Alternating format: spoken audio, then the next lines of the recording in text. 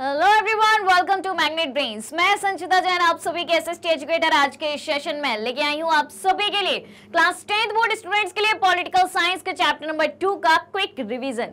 जी हाँ, chapter number 2 जिसका नाम है संघवाद, और आज हम करने वाले हैं इसका 15 मिनट में क्विक रिवीजन।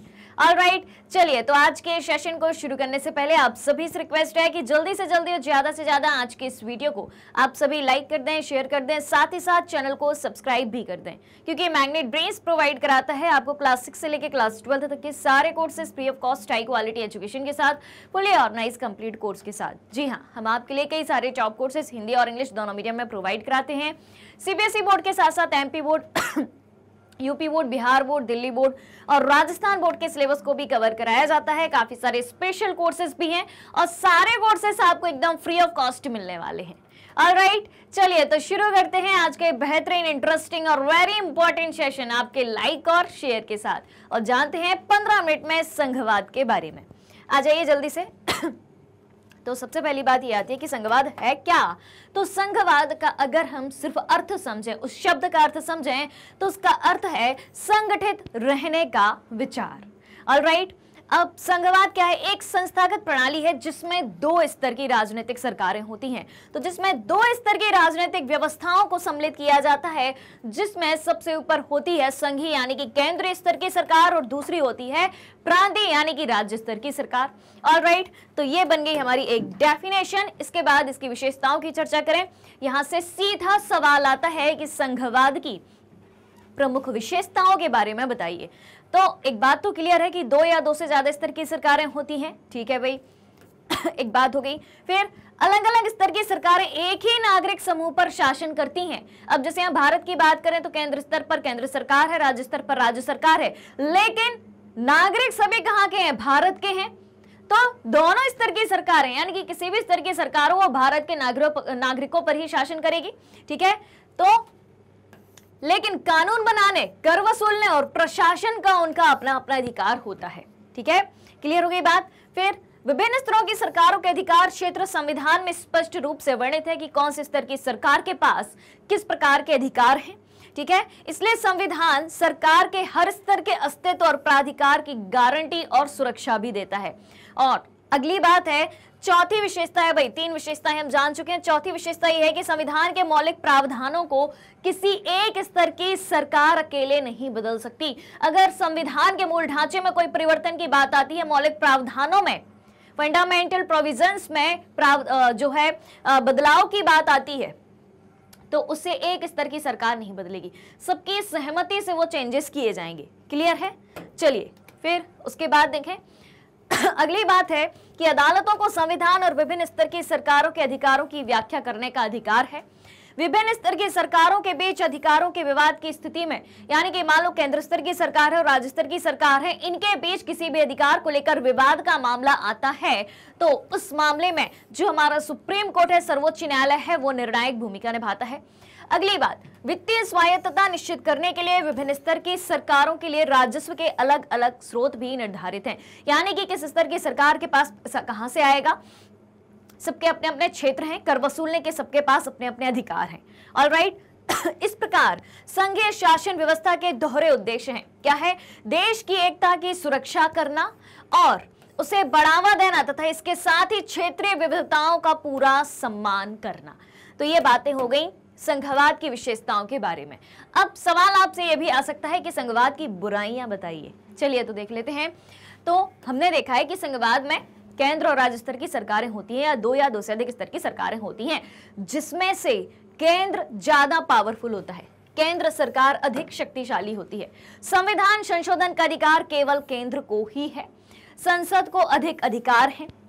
धन संबंधी अधिकार भी सेंट्रल गवर्नमेंट के पास ही है, और केंद्र सरकार का राज्य सरकार के मामलों में अनावश्यक हस्तक्षेप भी है।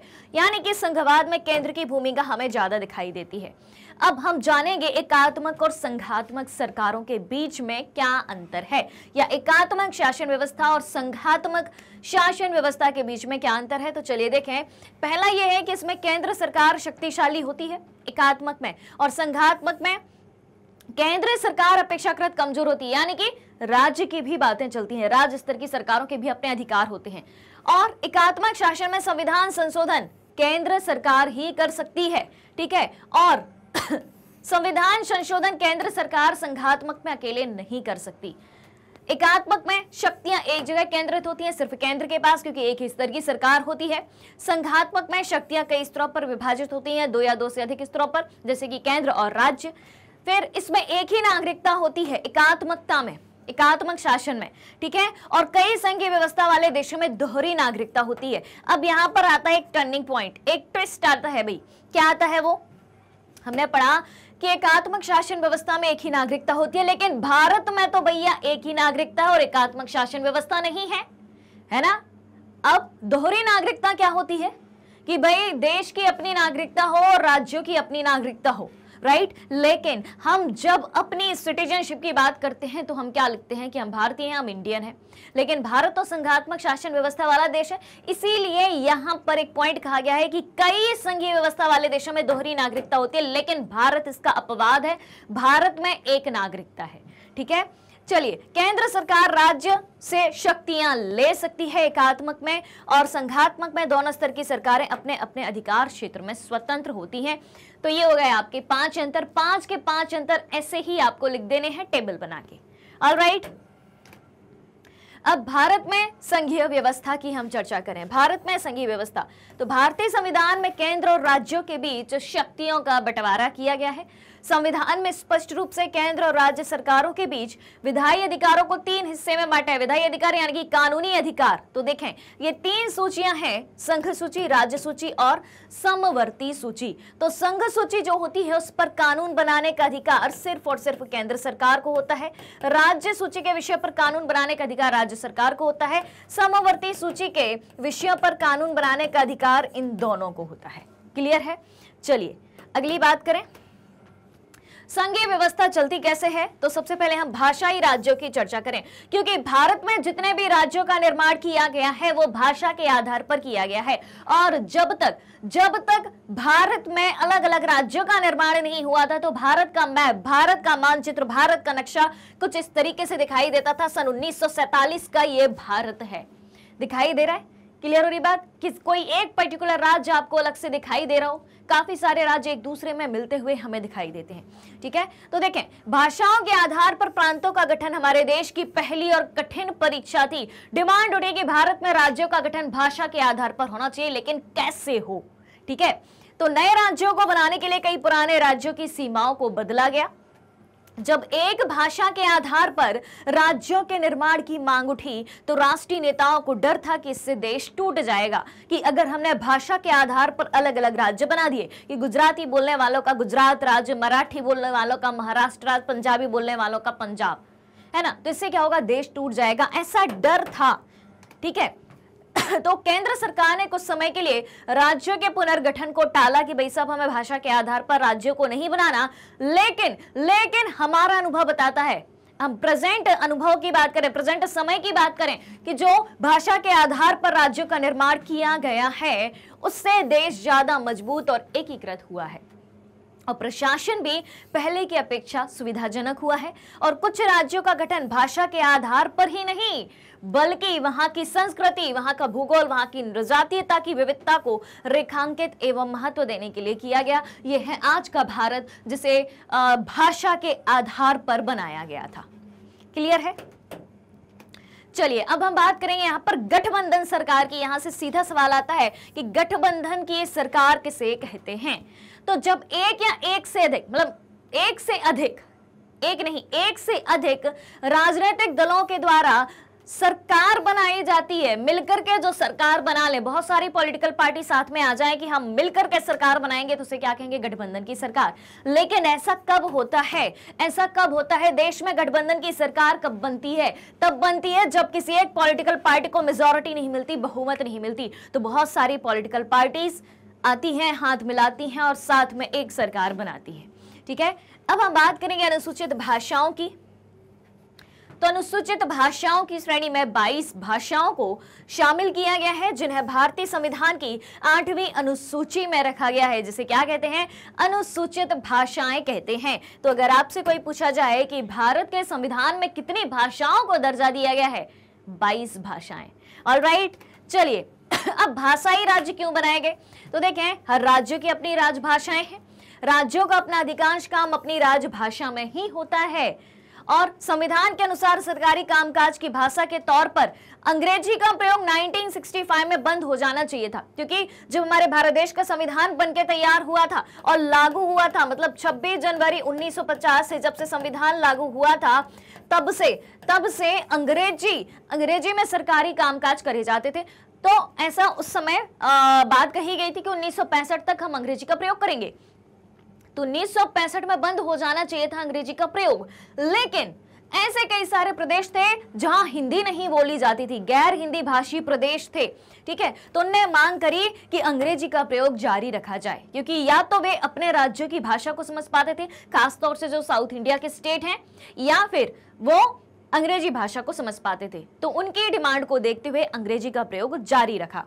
तमिलनाडु में तो इस मांग ने उग्र रूप ले लिया था और केंद्र सरकार ने हिंदी के साथ साथ अंग्रेजी को, ठीक है, राजकीय कामों में प्रयोग की अनुमति देकर इस विवाद को सुलझाया। तो राजकीय कामकाजों में किस भाषा का प्रयोग होता है? हिंदी और अंग्रेजी दोनों का। क्लियर? अब भारत में विकेंद्रीकरण की हम बात करें, डिसेंट्रलाइजेशन की बात करें, अभी तक हमने केंद्र स्तर और राज्य स्तर की सरकारों की बात करी थी, तीसरा स्तर भी है भारत में, जी हाँ, कौन सा? पंचायती राज, ठीक है, पंचायती राज। तो क्या है भाई इसमें? गांव के स्तर पर स्थानीय शासन पंचायती राज कहलाता है। अगर गांव के स्तर पर कोई सरकार बन रही है, यानी कि वो वहां की लोकल गवर्नमेंट है। क्लियर? तो दिसंबर 1992 में भारतीय संसद ने संविधान के 73वें और 74वें 2 संशोधनों को मंजूरी प्रदान करी, ठीक है, और इसके तहत भारत में स्थानीय स्वशासन निकायों को संवैधानिक दर्जा प्रदान किया गया और भारत में पंचायती व्यवस्था को मजबूत बनाया गया। ऑलराइट, चलिए, तो इसमें क्या है भाई? सबसे पहले है ग्राम पंचायत। तो प्रत्येक गांव या ग्राम समूह की एक पंचायत होती है जिसमें कई सारे सदस्य होते हैं और एक अध्यक्ष होता है। प्रधान अध्यक्ष को क्या कहते हैं भाई? सरपंच कहते हैं। आपके गांव में होते होंगे सरपंच के चुनाव, बस वही बात हो रही है, उसी ग्राम पंचायत की बात हो रही है। अब हम बात करेंगे दूसरे स्तर पंचायत समिति की। तो कई सारे गांव मिलकर ठीक है, पंचायत समिति का गठन करते हैं और उसके सदस्यों का चुनाव उस इलाके के सभी पंचायत सदस्य करते हैं। ऑलराइट, चलिए, अब बात आती है कि पंचायतों के सामने कौन कौन सी प्रमुख परेशानियां हैं। हाँ जी, पंचायत काफी सारी परेशानियों का सामना कर रही है जिससे पंचायतों का डेवलपमेंट नहीं हो पाता, यानी कि स्थानीय स्तर पर जो भी नगर हैं, कस्बे हैं, गांव हैं, उनका विकास तेजी से नहीं हो पाता। आखिर क्यों? तो देखें, जागरूकता का अभाव है लोगों में। लोगों को नहीं पता कि हमारे इलाके के लिए, हमारे एरिया के लिए, हमारे यहाँ के लोगों के लिए कौन सी योजनाएं लाई जा रही हैं। धन का अभाव, पंचायतों के पास पर्याप्त पैसा नहीं होता कि वो डेवलपमेंट कर पाए। अधिकारियों की मनमानी, जो अधिकारी वहां पर अपॉइंट करे जाते हैं, ठीक है, उनकी मनमानी चलती है। वो कहते हैं भाई गांव के लोगों को क्या पता सरकार से कितना पैसा आ रहा है, क्या खर्च करना है, क्या नहीं करना है, उनकी मनमानी चलती है। जन सहभागिता में कमी, लोग जागरूक नहीं है तो लोग सहभागी नहीं बनते पंचायत के कामों में। और केंद्र और राज्य सरकारों द्वारा समय पर वित्तीय सहायता पंचायतों को नहीं दी जाती, जिससे उनके पास पैसों की कमी रहती है। चुनाव नियमित रूप से नहीं होते हैं। क्लियर है? चलिए, अब हम बात करेंगे अगले स्टेप की, जिला परिषद की। तो किसी जिले की सभी पंचायत समितियों को मिला के, सबसे पहले हमने बात करी थी ग्राम पंचायत की, फिर बात करी थी हमने पंचायत समिति की। तो ग्राम पंचायत को मिलाकर पंचायत समिति बनाई गई। अब किसी भी जिले की पंचायत समितियों, जितनी भी पंचायत समिति हैं, सबको मिला दो तो जिला परिषद का गठन हो जाता है। जिला परिषद के अधिकांश सदस्यों का चुनाव होता है। जिला परिषद में उसे जिले से लोकसभा और विधानसभा के लिए चुने गए सांसद और विधायक तथा जिला स्तर की संस्थाओं के कुछ अधिकारी भी जिला परिषद में शामिल होते हैं, सदस्य के रूप में काम करते हैं। और जिला परिषद का प्रमुख इस परिषद का राजनीतिक प्रधान होता है। तो ये बात हो गई जिला परिषद की। अब हम बात करेंगे नगर निगम। नगर निगम की आ जाओ भाई। तो इस प्रकार स्थानीय शासन वाली संस्थाएं शहरों में भी काम करती हैं, ठीक है, बड़े बड़े शहरों में भी काम करती हैं। छोटे शहरों में नगर पालिका होती है, बड़े शहरों में नगर निगम होती है, ठीक है। तो नगर पालिका और नगर निगम दोनों का कामकाज निर्वाचित प्रतिनिधि करते हैं। आप देखते होंगे भाई आपके वार्ड का एक पार्षद होता है, ऐसे हर वार्ड का होता है और कई सारे पार्षद का चुनाव भी होता है। फिर जब पार्षद का चुनाव हो जाता है तो कई सारे पार्षद जो हो जाते हैं, मतलब चुने जाते हैं, वो सब मिलकर के अपने अध्यक्ष का चुनाव करते हैं। ये बात आपने देखी होगी, बस वही बात यहाँ पर कही जा रही है। तो नगर पालिका प्रमुख नगर पालिका के राजनीतिक प्रधान होते हैं और नगर निगम का जो प्रधान होता है उसे हम मेयर या महापौर कहते हैं। क्लियर हो गई बात? क्लियर हो गई बात? चलिए, तो ये हो गया नगर निगम भी, और इसी के साथ हमारे चैप्टर का 15 मिनट वाला क्विक रिवीजन भी खत्म होता है। चलिए तो चलते हैं और मिलते हैं अगले चैप्टर के क्विक रिवीजन के साथ।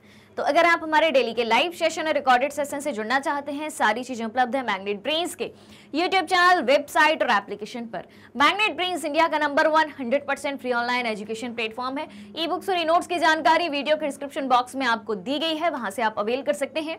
टॉप कोर्सेस हिंदी और इंग्लिश मीडियम में है, स्पेशल कोर्सेज भी हैं। सारे कोर्सेस एक ही सिंगल प्लेटफॉर्म पर हाई क्वालिटी एजुकेशन के साथ, फुली ऑर्गेनाइज कंप्लीट कोर्स के साथ एकदम फ्री ऑफ कॉस्ट मिलते हैं।